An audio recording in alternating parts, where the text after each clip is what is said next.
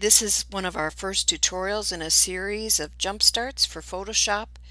I'll be taking you through some of the basic steps. I'm going to show you where the tools are, how to use these different tools.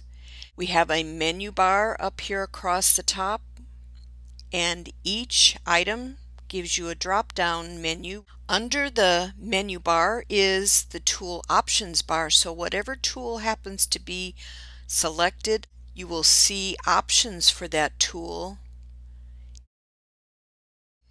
Next, we're going to look at the panels or palettes in the program. Photoshop has lots of different palettes and panels to use to perform various actions or operations in the program. You have a history, a layers, and if you need to find a palette or a panel that's not open, you would go to your window drop-down menu, and all of your palettes and panels are listed there. Just choose the one that you need to use and it'll pop up. Before you can do anything in Photoshop, you have to start a file. You can either start a new one or open an existing file. I open this file and it shows me a document with several layers. If I turn off layers, I can just show certain parts. By clicking on the eye next to each layer, it turns the layer back on. To start a new file, you go to the File drop-down menu, choose New, and in the dialog box, you change your settings. You can change the size, the resolution, the color mode, or the type of background. Now that you've seen some of the tools, the palettes, the panels, and learned how to start a brand new file or open an existing file, it's time to play around with some of the tools.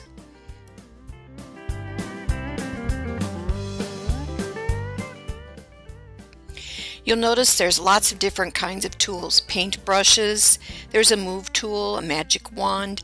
Underneath some of the tools you'll find hidden tools. You can also change the size or type of brushes, pencils, eraser. You can change the mode to normal or dissolve. You'll find those things listed as instructions in some of your lessons, as well as wanting you to change some of the looks of brushes. You can make hard or soft, feathered edge brushes, hard edge brushes, and there's a variety of different types of brushes. They can be airbrush or solid brush. You can see by adjusting some of the settings, you'll get a lighter feathered edge, versus if you change the setting to a harder edge or you change the flow to more like 100%, you'll get a deeper, darker flow of the color. There's custom shape tools that you can use. You can apply color to them. There's also a text tool, which when you use that, creates its own separate layer. As you type, the letters show up in whatever color happens to be the foreground color. You can move it around by using the Move tool and place it wherever you'd like it to be. And then when you're all finished, you want to save your file. It's very important to learn the correct way to manage your files. You want to put this in a new folder, probably out on your desktop someplace, so that you have easy access to it, and you want to name the file folder Photoshop Files.